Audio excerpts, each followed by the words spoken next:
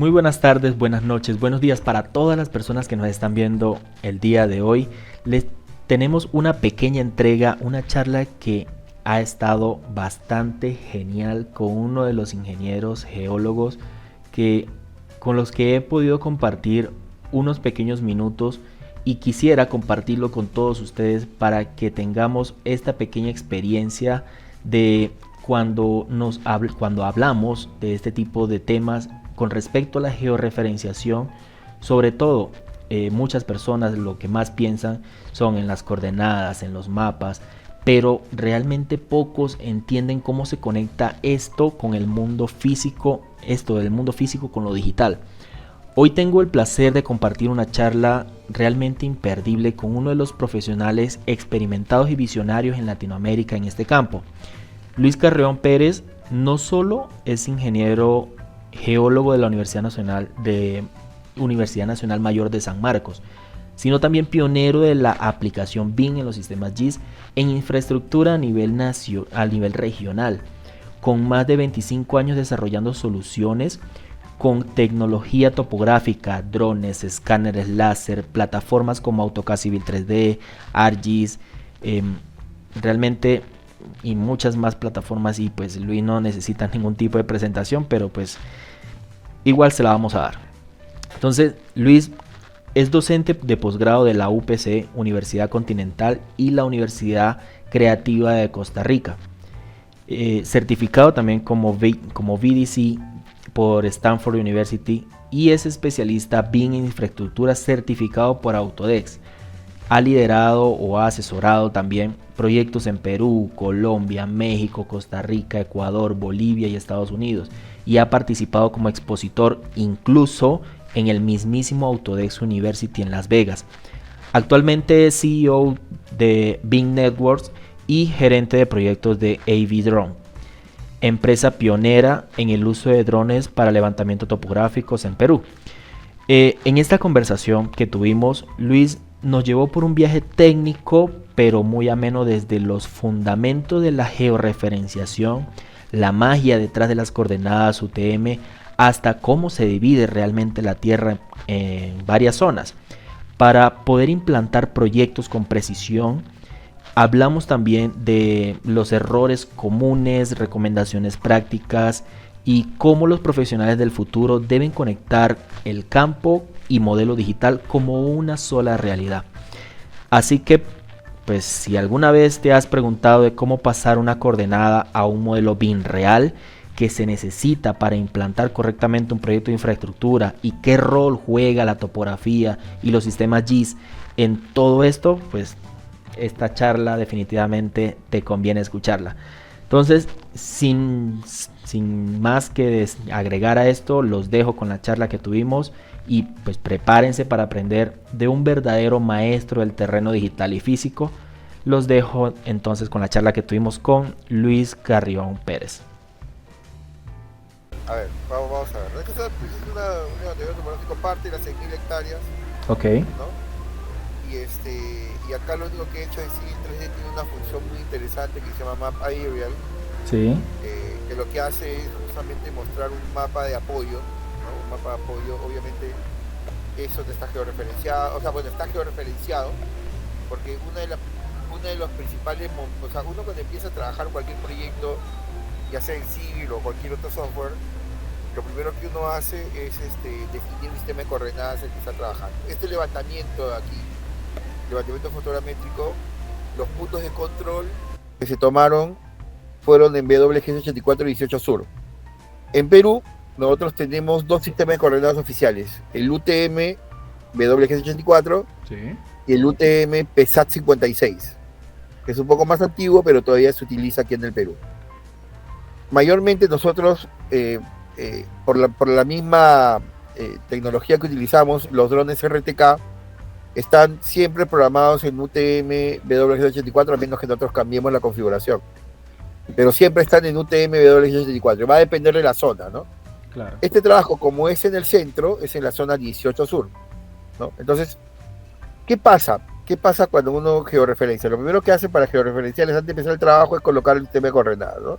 Sí. Hay un apartado aquí en el cual le podemos poner el sistema de coordenadas. Directamente aquí, oye, esto es UTM WG84, la zona 18, busca 18 en el hemisferio sur y aquí está. ¿Ok? Sí. Primer punto, ya. Ahora, eso que tú ves ahí, lo que estoy haciendo, eso no es nominal, no es que, o sea, lo ponga simplemente por poner, ¿ok? Ujú. ¿Eso qué hace en realidad? Para los softwares, georreferenciar es deformar un espacio específico de todo el área de trabajo de AutoCAD. O sea, ¿qué hace AutoCAD? AutoCAD de por sí es como el Revit, es plano. Pero cuando tú georreferencias, lo que hace el Civil 3D es adaptarse al mundo real según el sistema el sistema de coordenadas que le des. Entonces, ¿eso qué pasa? ¿Eso qué te muestra? Me voy a ir un ratito acá a un PPT que puede servirnos de base para que entiendas el concepto de que no es conocer, así que simplemente para poder No te preocupes. reforzar el concepto de georreferenciación que tenemos aquí. O sea, voy a poner un PPT aquí muy, muy sencillo que me olvidé de colocarlo al principio. Pero a mí lo que más me agrada de este tipo de charlas, y es lo que siempre trato como de enfatizar mucho, y es que de cierta forma yo acá en cada tipo de charla de estas que hemos tenido con especialistas, con expertos en un área en específico, lo primero que yo les digo es que yo acá hagan de cuenta que yo no sé nada, que yo también dentro de mi cabeza yo no sé nada y empiezo a, como una esponja, a absorber. Ya yo después de la charla yo veré, bueno, ahí soy mi propio juez, esta información me sirve, no me sirve, me sirve, no me sirve. Pero... No, de hecho que te va a servir esto. No, yo esto sé que te voy a comentar, de hecho que te va a servir. ¿Por qué? Porque como te digo, es para que uno entienda algo que muy poca gente, o sea, lo entiende. Ahí está, este es por allá.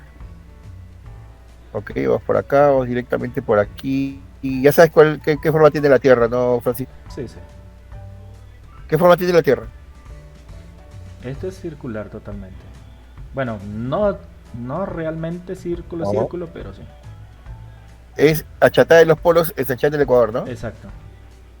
No es así. Es el concepto que te dan en el colegio. Okay. La forma de la Tierra es esta, mira. Esta es la forma de la Tierra. Esta es la Tierra. Ok. Es como si fuera una roca. Obviamente, pues sí que leemos en la teoría del Big Bang, claro, pues Luis, tú eres el geólogo, ¿sabes? Sí. Primera clase de geología te sacan de esa idea de que la Tierra es redonda, ¿no? Y que menos que tiene una forma regular. La Tierra no tiene una forma regular. Lo que vemos nosotros, y vas a decir, oye, pero Luis, cuando veo la foto de la NASA, o cuando veo los videos de SpaceX, que son muy buenos, que 24 horas al día transmiten imágenes de satélites, yo veo el relieve, entre comillas, relieve terrestre, pues de forma bastante regular. En realidad lo que vemos, Francisco, es la atmósfera. La atmósfera, exactamente, sí. La atmósfera sí alrededor, claro, eso sí. Pero la Tierra en realidad es como si fuera una papa, ¿no? Una papa dulce, un camote, acá le decimos camote, ¿no? Es una forma absolutamente irregular. Y eso nos provoca un grave problema. Porque ¿cómo medimos esto, no? Y ahí es donde empieza el concepto de sistema de coordenadas. El concepto de sistema de coordenadas es bastante interesante de entender. ¿Por qué? Porque como es irregular la Tierra, tratamos de buscar regularidad, y para eso lo que hicieron los científicos, entre ellos Mercator, un gran científico que propuso justamente el sistema de coordenadas UTM, lo interesante es que los científicos, para definir un sistema de coordenadas, definen dos valores bastante interesantes. El primer valor es el radio ecuatorial, el punto desde el supuesto centro de la Tierra hasta el Ecuador, ¿no? Hay un radio ecuatorial. Y también el radio meridional, o sea, desde el punto hacia el norte, o hacia el polo norte, hacia el polo sur, dependiendo. Sí. Puede ser ese polo norte. Tienes dos radios, ¿sí o no? Entonces, esos radios hacen de que tengas lo que conocemos, ¿no? Achatado en los polos de China del Ecuador. Es como una especie de elipsoide, ¿no? Llamémoslo elipsoide. Sí. Pero eso aún no nos da la posibilidad de medir. Tenemos que buscar lo que se llama proyección. ¿Qué es proyección? Es envolver la Tierra sobre algún objeto que sea regular y que nos permita generar elementos como, por ejemplo, con el planiferio, como el que vemos aquí, ¿no? Esto aquí, esto acá, ¿no? Esto aquí, ¿no? Tú vas a ver aquí que tenemos, ¿no? A la Tierra envuelta en un cilindro, ¿no? Y por eso la famosa proyección cilíndrica, ¿no? Tú partes el cilindro, abres el cilindro y tienes el planiferio de esta forma. Claro. Esa es la proyección más conocida, ¿sí o no? Ahora, ¿qué pasa con el UTM? El problema con esta forma de trabajo, con la anterior, es que a los científicos se le ocurrió dividir la Tierra en grados, minutos y segundos, ¿sí o no? Sí. Pero sumar grados, minutos y segundos es complicado, pues.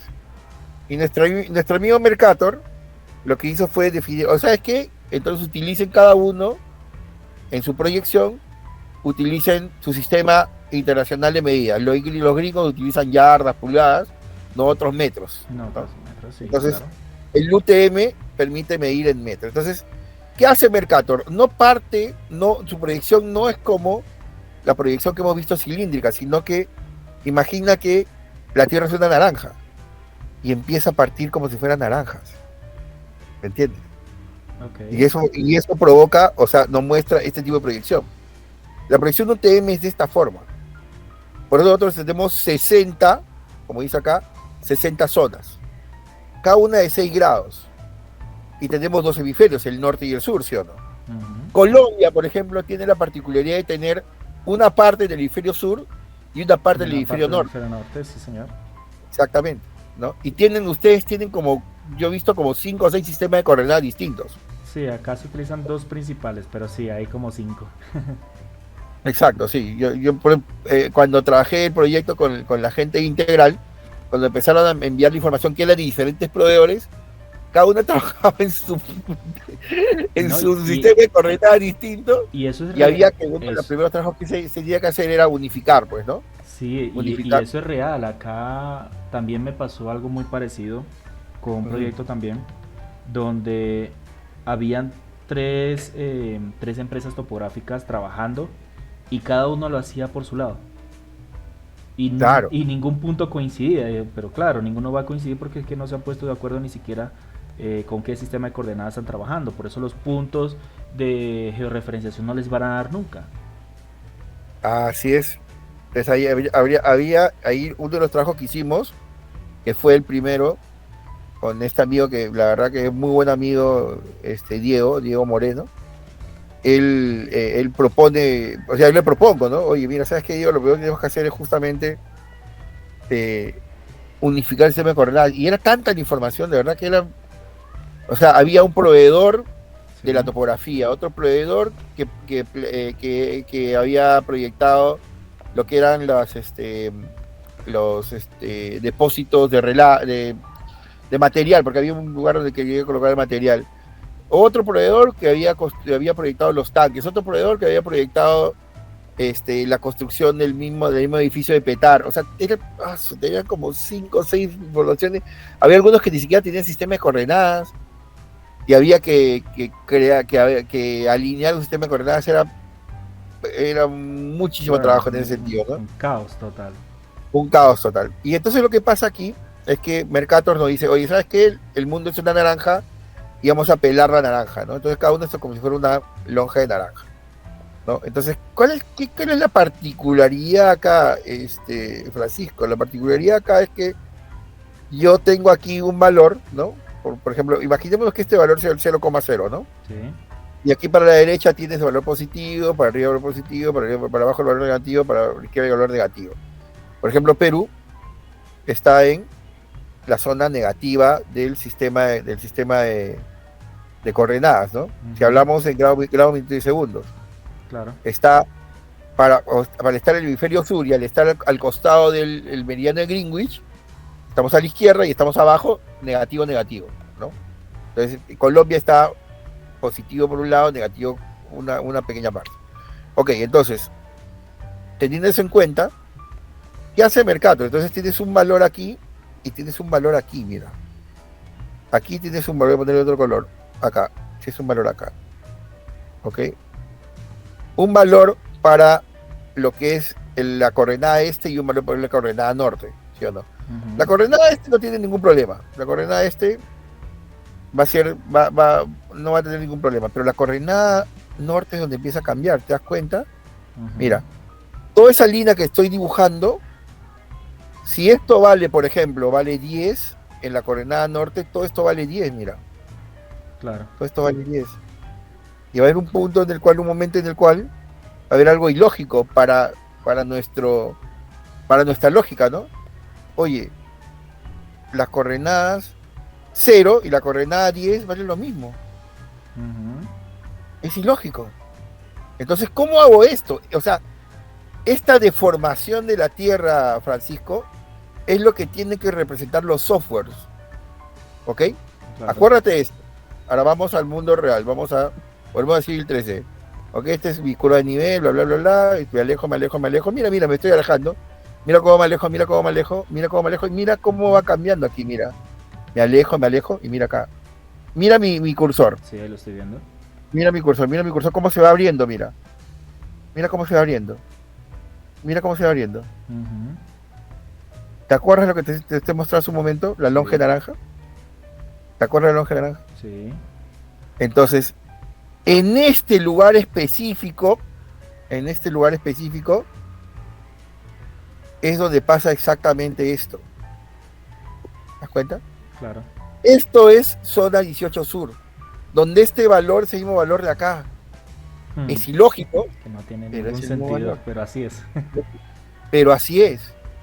Esto que te estoy mostrando lo hacen todos los softwares que tienen que ver con el GIS, Francisco. Sí. El ArcGIS, el QGIS, el MapInfo, cualquier software GIS. Todos los software mineros hacen lo mismo, te definen un sistema, todos los software de topografía, Cartomap, todos los software que tienen que ver con el BIM para infraestructura, hacen esta definición. Esta definición, Francisco, no existe en los software de edificaciones. Tú no puedes llevar este proyecto, tú no lo puedes llevar, o sea, este proyecto que tengo aquí yo, esta curva de nivel,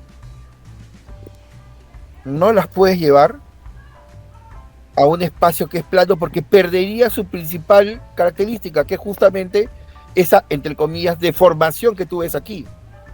Y otra cosa más que te puedo comprobar cuando quieras. No es lo mismo medir 100 metros en un plano que medir 100 metros en PESAT 56 o medir 100 metros en BWG 84. No es lo mismo. Son valores distintos. Claro. Es por eso la importancia primero de georreferencia. Claro, tú miras, ya pues, Lucho, esto tiene la razón ahí en este software, pero ¿qué pasa en otro software? Vamos a InfraWorks. Vamos a un ejemplo cualquiera, ¿ok?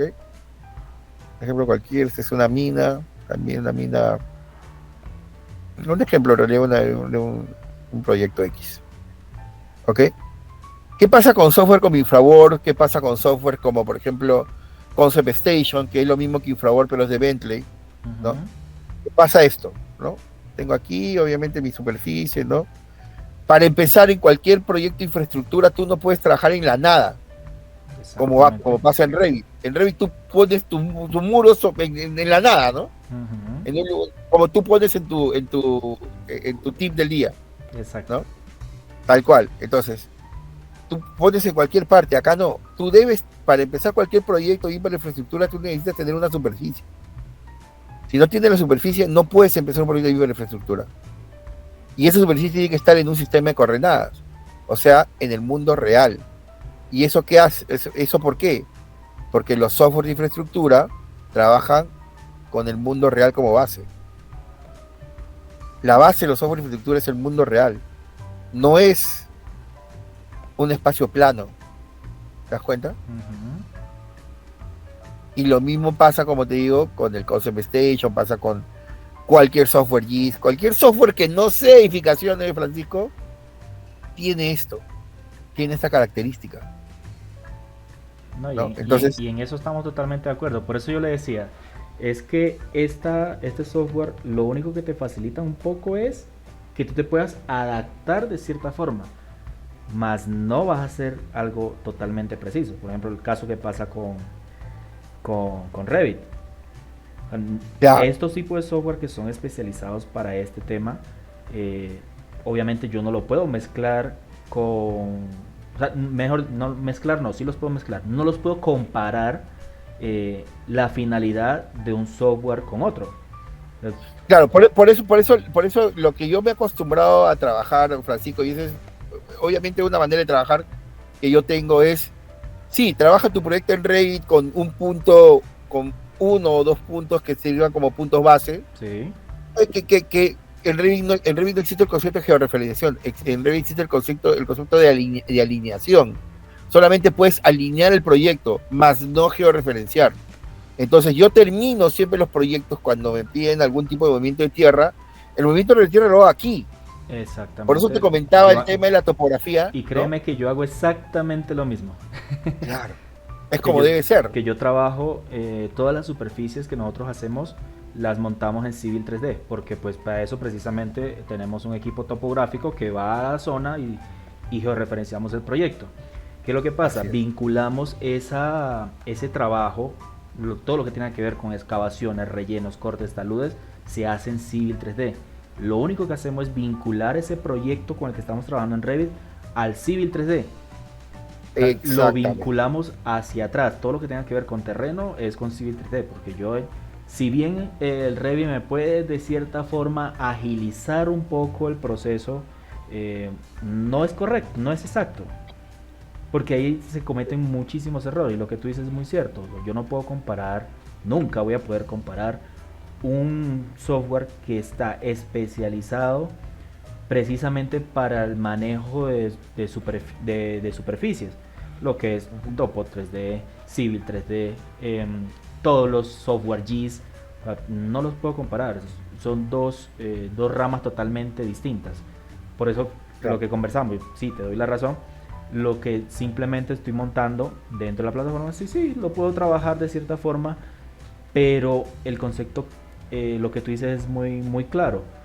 Una cosa es el concepto como superficie y georreferenciación, y otra cosa es la alineación que yo hago dentro de Revit. Son dos cosas totalmente distintas, y eso precisamente es lo que estoy, digamos, poniendo en marcha dentro del entrenamiento que estamos montando.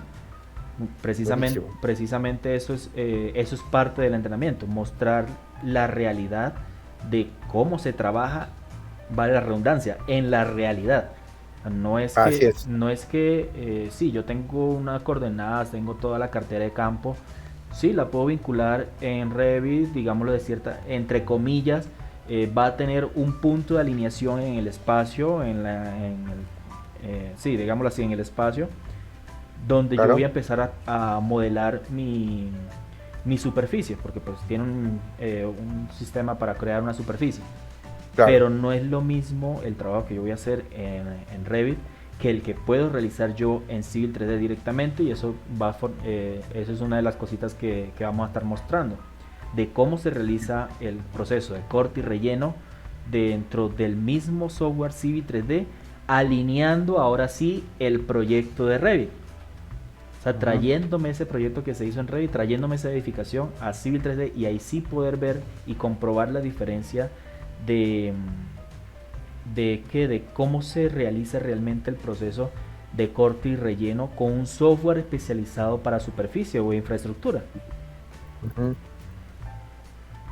Tal cual, pero hay, como te digo, el mensaje, creo, aquí, para terminar ya, Francisco, mi parte, ¿sí?, es justamente eso, ¿no? O sea, el concepto que están ahora muy, muy de moda, que es la integración BIM-GIS, es para mí un manotazo dado de Autodesk, precisamente porque en este momento ya es inevitable esconder un tema tan, digamos, tan clave como es la georreferenciación, incluso que ahora en Autodesk Forma ya lo están mostrando, ¿no? Hasta Autodesk Forma georreferencia y Revit no georreferencia. ¿Y sabes por qué Revit no georreferencia? Y acá te cuento algo que aprendí hace el año 2006 o 2005, ¿no? Cuando empecé a trabajar con Autodesk. Cuando compraron el Revit, creo que lo compraron a unos holandeses, finlandeses, no sé, pero el Revit no es un software que haya desarrollado Autodesk. El Revit es un software desarrollado por unos terceros. Sí. Pero ellos compraron la programación x86, o sea, la programación básica del Revit. Y así empezaron a venderla. Empezaron a vender Revit bajo la programación 8086, emulaban el x64, o sea, la programación de 64 bits la emulaban en la programación de 32 bits y así siguieron programando. Sí. Ese error lo han traído desde el inicio de la programación. No lo hicieron en su momento, hace muchísimos años, hace 20, 21 años no lo hicieron porque en ese momento no pensaban que era necesario. No pensaban que era necesario colocar un sistema de coordenadas en el software. Y teniendo buenos ejemplos en AutoCAD Map, y AutoCAD Map tenía ya 8 años y estaba el Civil 3D con 2-3 años de creación. Entonces, teniendo esos buenos ejemplos, no adaptaron nunca, ¿no? la georreferenciación como punto clave. Y ahora inventan esa monserga llamada integración BIM-GIS, sí, para justificar el hecho de que no se puede georreferenciar en los software de infraestructura. Te lo digo más negro todavía, que el principal software BIM no georreferencia. No lo pueden tapar ya no, y técnicamente no pueden. El IFC, por ejemplo, el IFC nunca va a estar georreferenciado. Si parte de un Archicad, si parte de un Revit. Sí. No puedes. En cambio, si partes del Civil 3D, ahí sí va a estar georreferenciado. Tú puedes colocar el IFC, que obviamente no va a ser lo correcto, Francisco. Traer tu modelo de Revit a Infraworks o así no es lo correcto tampoco. No. Porque estás empezando un trabajo, ¿no? Tu trabajo inicial no tiene sistema de coordenadas, lo trae un sistema de coordenadas, va a haber una diferencia.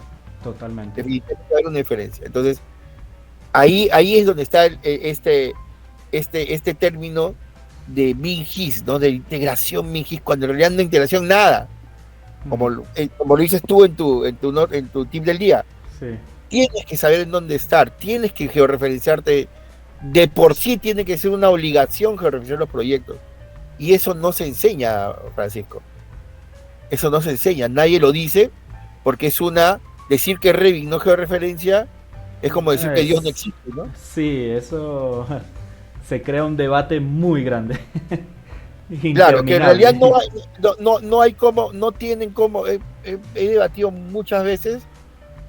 Claro, me dicen, pero claro, tú sabes eso porque eres geólogo, me dicen. Claro, pues. Obviamente tengo esa ventaja de conocer esto desde el principio, pues no, yo veo GIS desde que tengo 20 años, o sea, 30 años que veo GIS, ¿no? Total. Entonces, por eso tengo esa, entre comillas, suena feo, ¿ya? Esa autoridad para decir, oye, ¿sabes qué? Tu concepto de BIM-GIS no existe. No, tu concepto de BIM-GIS no existe, sino que ya los proyectos BIM tienen que estar. Porque de GIS solamente toman el concepto de la georreferenciación. Sí. No toman nada más. O sea, no existen los conceptos de buffer, análisis topológico, todo lo que tiene que ver con GIS, ni lo toman en cuenta. Solamente es la georreferenciación. No tienen ni idea del sistema de coordenadas, cómo crea un sistema de coordenadas, no tienen ni idea de nada. O sea, el concepto GIS no es solamente georreferencial, es uno de los conceptos GIS. Sí, claro, pero, eso engloba muchísimas cosas más. Eso no... GIS tiene un montón, análisis de rutas cortas, análisis de rutas óptimas, topología de puntos, topología de polígonos, topología de líneas. Es otra cosa. No es la famosa integración, esas no tienen absolutamente nada que ver, claro. Pero si uno dice esto en voz alta, ¿no? O sea, justo hablaba con mi amigo Simón Noyola, que es que ahí es donde viene, y perdón que te interrumpa, pero es que se me va la idea. Sí. Ahí es donde viene lo que yo siempre he criticado, sobre todo estas enseñanzas donde los docentes básicamente son personas que nunca han trabajado en campo. Exactamente.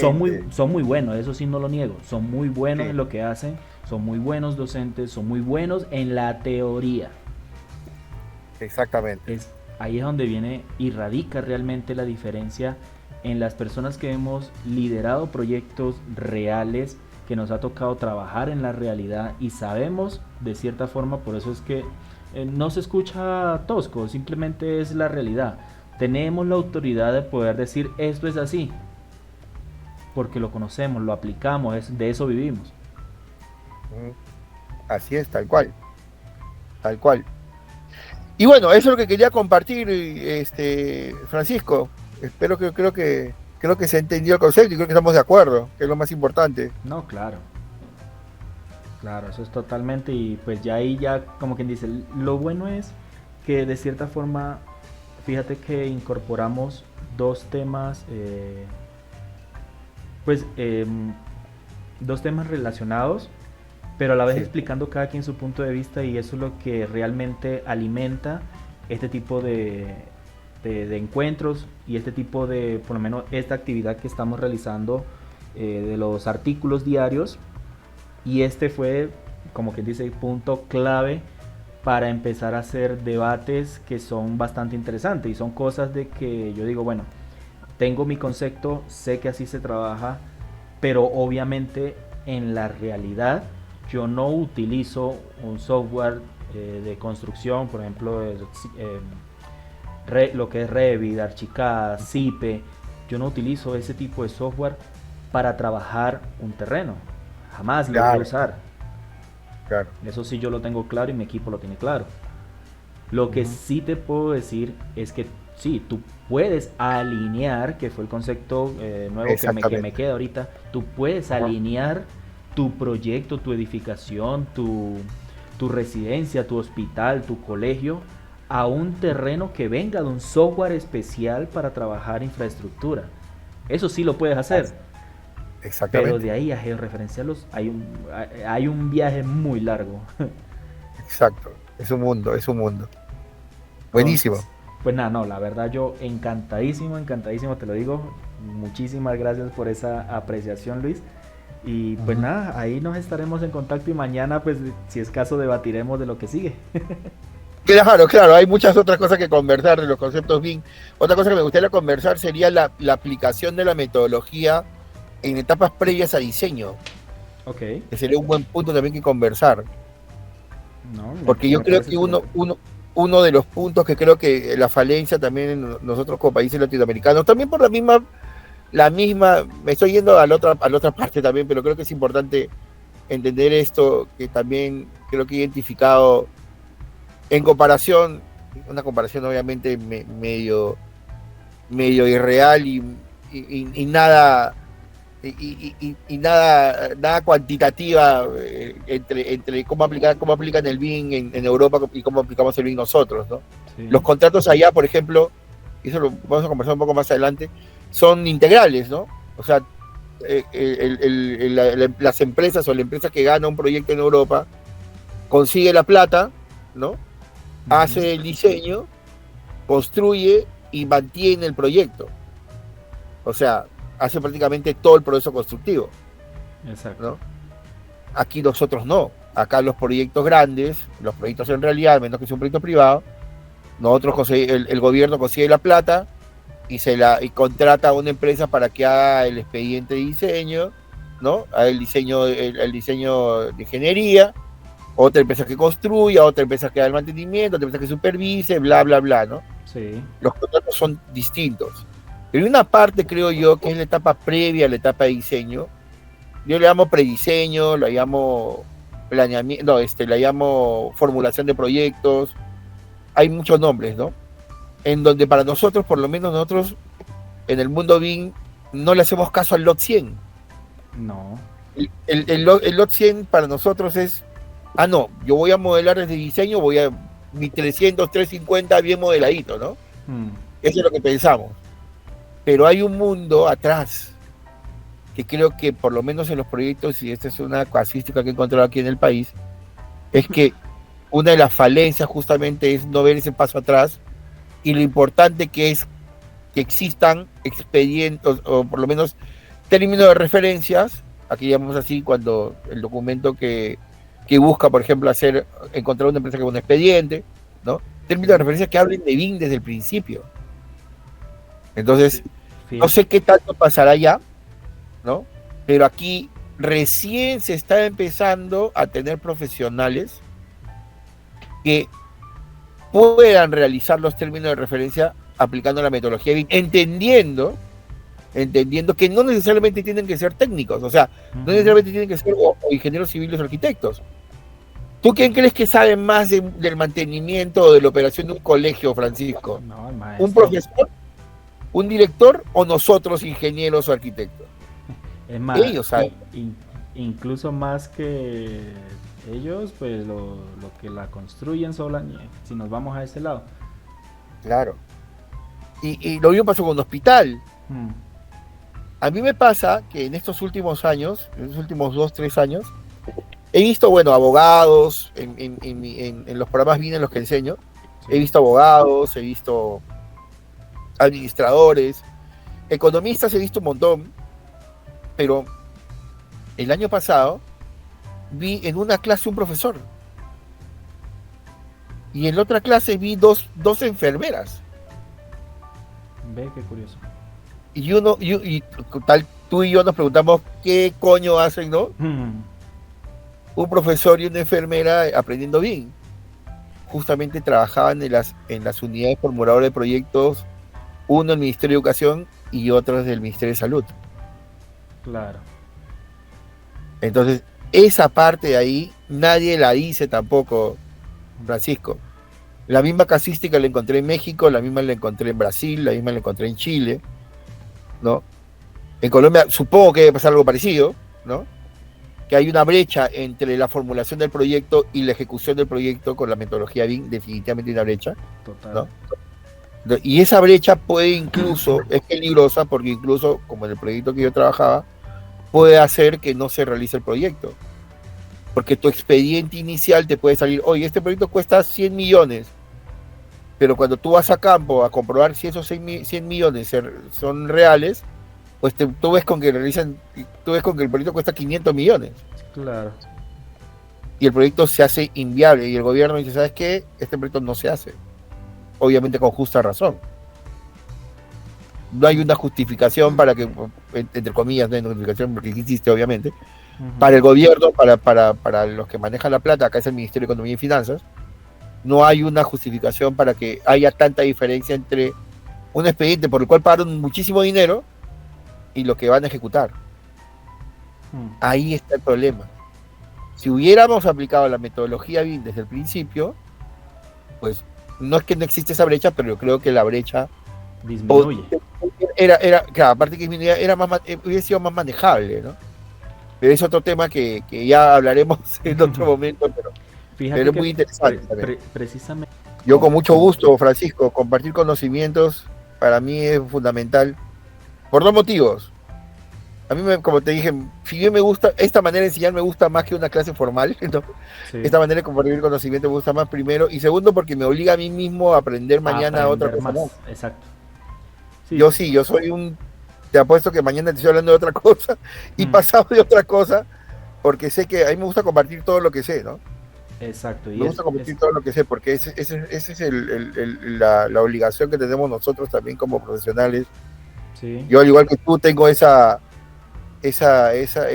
bichito, ¿no? De seguir aprendiendo. Y para mí, pues, que soy un poquito mayor que tú, veo en internet un mundo de aprendizaje tremendo que me mantiene siempre al día y capacitándome por mi cuenta, mi capacitación, ¿cómo lo llamo? Capacitación pasiva, ¿no? Sí. Sí, ¿no? Que yo siento que mi capacidad activa es, como te digo, cuando voy a Autodesk University o cuando voy a otros eventos similares, ¿no? Pero, nada, o sea, yo feliz de compartir conocimiento, Francisco, y qué más, o sea, yo creo que hemos hecho muy buena mancuerna. Sí, muy buena mancuerna, me gusta, y me motiva a seguir compartiendo, y si puedo aportar, independientemente, Francisco, si trabajamos en un futuro, que ojalá se dé, ¿no? Sí. sea, la CD, pues dale, o sea, yo con AVE BIM normal, ¿no? Vamos para adelante, no hay ningún problema. Aquí lo más importante es que todos terminan encantados con Archie. Exactamente, yo también voy a inventarme un Archie o un Archie peruano. Está bonito el Archie. No, buenísimo. Oye, muchas gracias, Francisco, por todo. Gracias por la apertura y sobre todo por la buena vibra, la buena onda. No, encantadísimo. En alguna otra ocasión, pues volvemos a hacer esta actividad. La verdad, me quedó gustando y esa es la idea. La hacemos. Entonces, me ha hecho acordar, yo en unos momentos, si ves mi canal de YouTube que se llama Luis Carrión BIM, sí, por ahí lo estoy checando. Yo hice ahí algunas conversaciones con algunos amigos, ¿no? Yo le llamaba conversaciones informales de BIM. Sí. Porque era totalmente informal, o sea, no tenía ningún guión. Era simplemente. Así como estamos ahorita estamos totalmente improvisando. Totalmente improvisado, pero salen cosas, ¿no? Entonces, eso es lo interesante. Justamente amigos míos que han estudiado conmigo en el BDC de Stanford, ¿no? Que yo tengo mi opinión personal del BDC también, ¿no? Sí. Que si el BIM es difícil de aplicar, imagínate el BDC, ¿no? Si no existe para mí, yo soy convencido de que no existe ningún proyecto realizado en BIM en el Perú todavía, ¿no? No hay ningún proyecto realizado en BIM totalmente en el Perú. Okay. ¿No?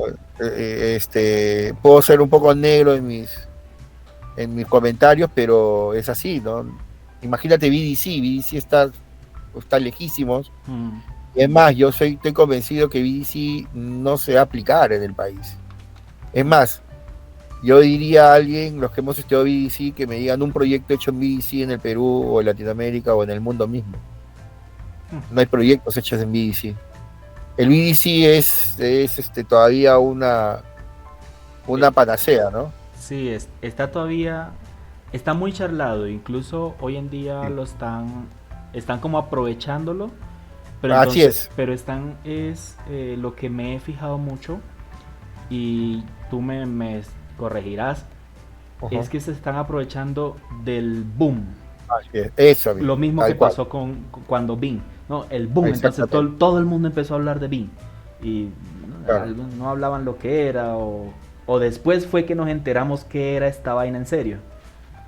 Claro. Nos enteramos fue después, no en el momento.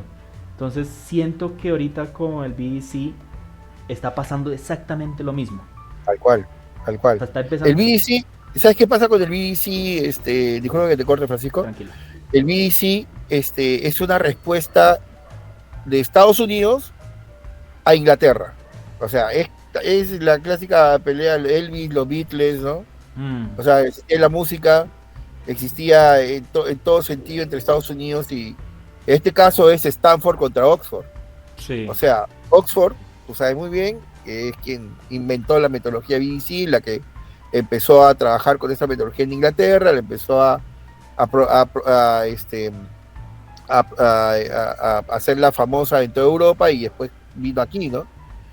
Pero no tenía nada y el director del CIFE, que es mi profesor, Martin Fisher, él dijo, oye, pero yo también puedo hacer algo parecido, pero es más, yo voy a incluir dentro de mi metodología, porque así es, incluye metodología al BIM, o sea, el BIM va a ser menos que el BDC, ¿no? Entonces por eso dentro de lo que es el flujo de trabajo de BDC, el BIM es una pequeña parte, el BIM para el BDC está solo circunscrito al modelamiento, no es la metodología BIM, sino que para el BDC es solamente, ese es otro motivo de conversación bastante grande, Francisco, porque en realidad es otro mito, ¿no? O sea, el BDC es un mito, el BDC no existe, te lo puedo asegurar. Y otra cosa que no es políticamente correcto hablar. Claro. En cambio, en el BIM, lo único que tomamos del BDC, y eso sí es cierto, son las reuniones ICE.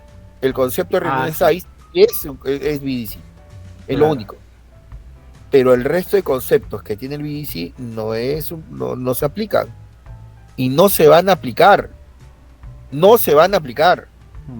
estamos muy lejos. No Sí, hay ningún proyecto en el mundo, y te soy muy sincero. Yo yo me enamoré del BDC el año 2016, 2017. Yo vi a Martin Fisher, que era para mí era como mi ídolo del mundo de la construcción. sí. Yo lo vi a Martin Fisher dictando este BDC en Stanford primero y después se fue a la India. Dije, ¿qué carajo hace en la India este compadre? Decía yo. Es más, yo iba a ir a la India el año 2017 a aprender BDC ahí en la India, a mí a escribir en la India. Mira tú. ¿Por qué? Porque el primero fue Perú, después fue la India, después fue Noruega, y ahí la segunda promoción peruana es 2018, si no me equivoco. Yo soy la promoción 2019. Yo empecé el 2019. Yo salí totalmente desilusionado del BDC.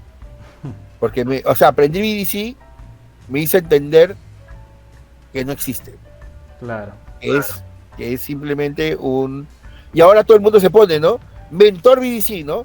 O Slash BDC. Por eso te digo, están aprovechando el boom tal cual como cuando empezó a entrar el tema este del BIM. Eso es lo que yo he sentido. Tal cual, tienes toda la razón. Pero esa es otra conversación. Sí, porque aquí se nos alarga esto y se hacen las 10 de la noche y seguimos cambiando de tema. No, me ha sido un placer conversar contigo, Francisco. La verdad que hemos conversado prácticamente más de 2 horas y no nos hemos dado cuenta, creo. Sí, ya. Empezamos a las 6 y 10. Sí, pues. Ya son las 8 y 20. No, pero no se ha sentido. No, como te repito, me da un gusto tremendo compartir y qué bueno que haya apertura para estas cosas que casi nadie las dice. O sea, lo de las georreferenciaciones, una verdad que nadie dice y ojalá que salga algo bonito para poder compartir con Archie. Sí, claro, obviamente, claro que sí. Ahí Dale, compadre. Voy a subir la grabación, ya voy a dar aquí pausa